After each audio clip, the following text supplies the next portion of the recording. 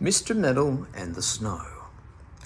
One morning when Mr. Meddle got up, he saw that it was snowing. Dear me, how it snowed. It snowed all night and it snowed all day. Just like great big goose feathers coming down from the sky, said Mr. Meddle as he watched the snowflakes falling. He rattled the pennies in his pocket. Mr. Meddle had 4 of them there, and that was all the money he had. It wouldn't buy very much. Somehow or other, he must get some more. I think I'll go and see if anyone wants their snow sweeping away, said Mr. Meddle. If I take my broom and my spade, I might be able to earn quite a lot of money. So he found his broom and his spade and put them over his shoulder. Then off he went to find some work. He came to Dame Fanny's cottage. She was at the window, looking up at the snow. Meddle called to her. "Shall I sweep a path to your front door for you, Dame Fanny?" "No, thank you," called back Dame Fanny. "I don't trust you to do anything sensibly, Mr. Meddle." Meddle was angry.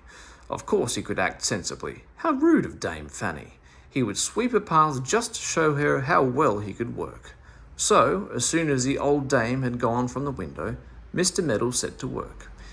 He couldn't seem to find the proper path, so he swept hard where he thought it was.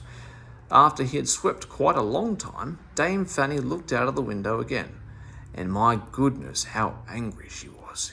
"You're sweeping across my beds," she shouted. "All my snowdrops were coming up there, and now you have swept all their heads off. Look at them, they're in the snow, you mischievous creature. Just wait till I come out to you." But Meddle didn't wait. He shot off down the road as fast as his feet would take him.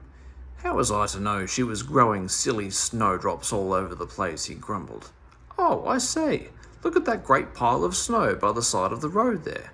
How dreadful! I will dig it away and sweep it flat." So he began. He dug his spade into the big heap of snow and threw it behind him. Then he swept it over the pavement, feeling very pleased to think that he had got rid of such a big heap of snow. But he had hardly finished when Mr. Biscuit, the baker, outside whose shop the big heap of snow had stood, suddenly put his head out of his door. "And what do you think you are doing?" he asked Mr. Meddle, in a voice like ice. "Oh, please, sir, I found a great heap of snow outside your shop, so I thought I'd better break it up and flatten it down on the pavement," said Meddle. "It was such a big heap of snow." "It was," said Mr. Biscuit in a horrid sort of voice. "I made it myself, Mr. Meddle. I swept all the snow off my pavement and packed it up into a big heap to melt, and now you've come along and undone all my work. The snow is all over my pavement again. Come here, you meddling, interfering little man." But Meddle didn't go to Mr. Biscuit. No, he knew better than that. He skipped off down the road as if a dog was after him. "I'm not really getting on very well," said Mr. Meddle sadly. "Oh, look, what a lot of snow there is outside Father Flap's house. He's an old chap, so perhaps he would like someone to dig it away for him." So Meddle went up to the door through the thick snow and knocked on the knocker. Father Flap opened the door. "What is it?" he growled. "Father Flap, let me sweep away the snow from your garden," said Meddle. "I'm a good workman, I am. I'd be pleased to do it for 6pence. "You're not a good workman, and I don't want it done," said Father Flap. "I like the snow there. It looks pretty." He slammed his door shut. Meddle sighed. He looked up at the roof and saw that the snow lay heavily there too. "That's really very dangerous," he said to himself. "That snow will slide down and bury someone if Father Flap's not careful." Meddle opened the letterbox flap in the front door and shouted through it, "Hi! Shall I make your roof safe for you? There's a lot of snow there." There was no answer. Father Flap had gone into his warm kitchen and shut the door. Meddle stood on the snowy step and looked up at the roof. "Well, if I clear the snow from there, perhaps Father Flap will pay me for it," he thought. "If I make it all clean and push the snow off, surely he will give me 6pence." So he stood on the water barrel nearby and climbed up onto the roof. He clung to a chimney and began to kick at the snow with his feet to clear it from the roof. Now Father Flap was sitting snoozing in his kitchen when Dame Flap, when they suddenly heard a most peculiar noise on their roof. Of course, they had no idea that Meddle was there. They both sat up and looked at one another. "Cats on the roof again," said Dame Flap angrily. "Go and shoo them off, Flap. I will not have cats on my roof."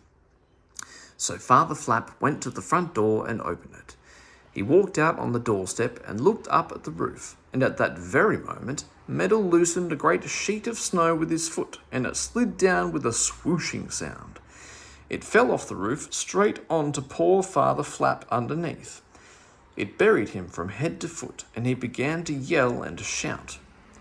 Meddle climbed down the water barrel to see what all the noise was about.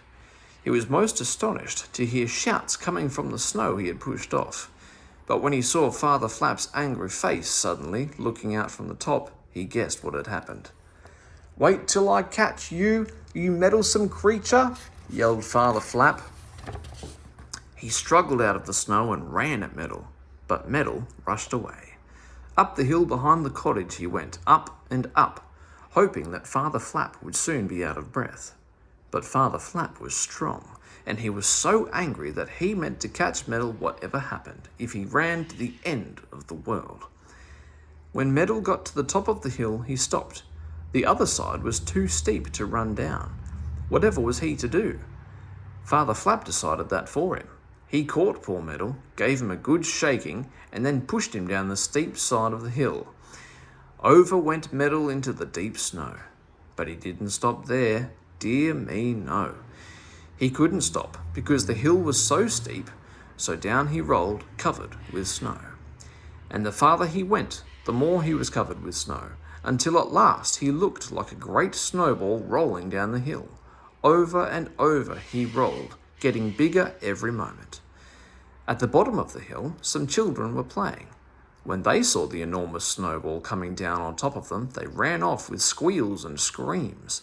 The great snowball with Meddle inside rolled to the bottom of the hill and came to a stop in the middle of the frozen pond.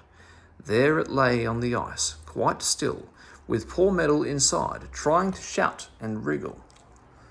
He couldn't get out, and Father Flap wasn't going to run down the hill and help him, so nobody bothered at all, and there he stayed until the sun came out and began to melt the snowball. Meddle was so pleased. Soon he would be free again. But dear me, the sun melted the ice on the pond too, and by the time that Meddle got out of the snowball, the ice had turned to water, and there was Meddle splashing in the cold, half-frozen pond. "Whatever do you want to go bathing in the pond this time of year for?" shouted the village policeman. "Come on out quickly, Mr. Meddle." Meddle came out, wet and cold.